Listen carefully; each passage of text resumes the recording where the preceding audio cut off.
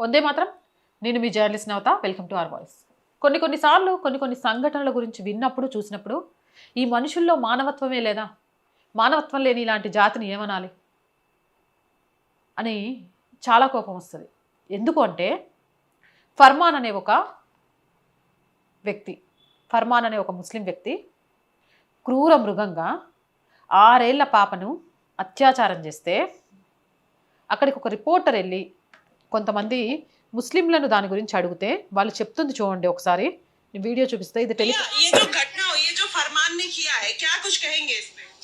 Madam हमें मेहमान आप लोग भी एक लड़की है, क्या कहना चाहेंगे? अगर कोई मेहमान है, यहाँ पे सब मेहमान है कोई, लेकिन इंसानियत भी तो है। मेहमान होने के साथ साथ क्या इंसानियत नहीं है क्या किसी में? मैं ये कहती हूँ, चाहे कोई रिश्तेदार हो, चाहे दुनिया के किसी कोने का एक व्यक्ति हो, लेकिन अगर कुछ गलत हुआ है तो उसका खंडन करना चाहिए। क्या तुम्हारी बहन के साथ गलत होता तो ऐसे मुंह छुपा के भागते? भागते? मेरा सवाल यही है, चाहे वो हिंदू है चाहे वो मुसलमान है, तुम्हारी बहन बेटी के साथ ऐसा होता तो भागते?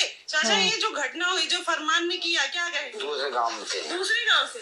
आप यहीं रहते हो इसी गांव में ना? हाँ, गांव में रहते हैं ऐसे तो हम। आपके एकदम जस्ट पड़ोस की बात है कि फरमान ने 6 साल की बच्ची के साथ गलत कर दिया। हम पड़ोस में ना है, हम तो ये यहाँ है, इसी गली में रहते हैं अपने में इसमें। अरे भाई 100 मीटर या 150 मीटर होगा उसका घर फरमान का। जो बच्ची रोमी है, जो जिसके साथ हुआ, वो भी 100, 150, 200 मीटर है। नहीं तो हमें इस बात का कोई पता नहीं, हम इस मौके पर नहीं थे। मैडम नमस्कार, मैं हूँ माही सिंह और आप देख रहे हैं द न्यूज़पेपर। अभी अमरोहा में मैं मौजूद हूँ, मदारीपुर गांव में। आपको बताऊं यहाँ फिर एक बार किस तरीके से फरमान नाम के लड़के ने 6.5 साल की मासूम बच्ची के साथ दरिंदगी की है, और ये वही फरमान का घर है, और आज इसको पूरी तरीके से बुलडोजर ने ढहा दिया है।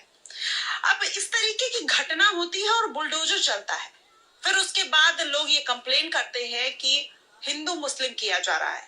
आप सोचिए, 6 साल की एक छोटी मासूम बच्ची, जिसको अभी ये भी नहीं पता होगा कि उसके साथ क्या हो रहा है, फरमान बाइक पर बिठाता है और लेकर जाता है पास के जंगल में और उसके साथ हैवानियत करता है। आप सोचिए किस तरीके से घटना होना, और उसके बाद ये विक्टिम कार्ड खेलना कि हिंदू मुस्लिम किया जा रहा है और योगी का जो बुलडोजर चल रहा है वो गलत चल रहा है। ये वही फरमान का घर है।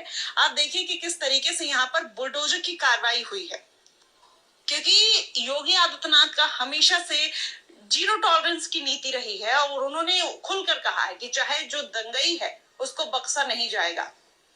कुछ दिन पहले आपने ग्रेटर नोएडा की एक घटना सुनी थी, जिसमें एक हिंदू बच्चे के साथ 3 लोगों ने दरिंदगी की थी। उन तीनों का एनकाउंटर हुआ, वो तीनों हिंदू थे।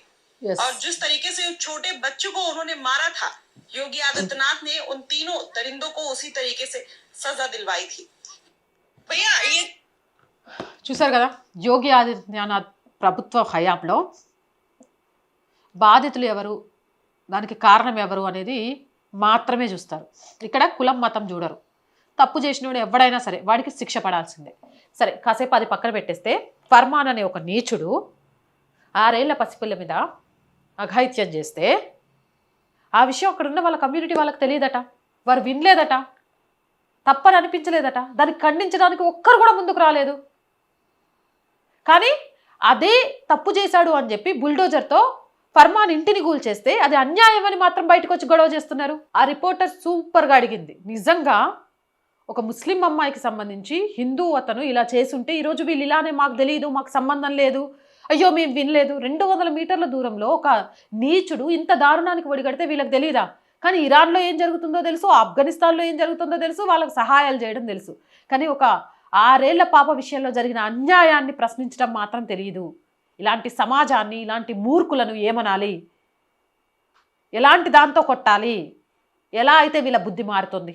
మీరే కామెంట్ చేయండి. Jai Hind, Jai Bharat. And more videos కోసం our group of channels, our voice, our political, our సంస్కృతి ఛానల్స్ని వెంటనే సబ్స్క్రైబ్ చేయండి. కంటెంట్ బాగుంది అనిపిస్తే లైక్ చేయండి, షేర్ చేయండి, మీ అభిప్రాయాన్ని కామెంట్ చేయండి. అండ్ ఆర్థికంగా ఆర్ వాయిస్కి మీ అందరి చేయుత చాలా చాలా అవసరం.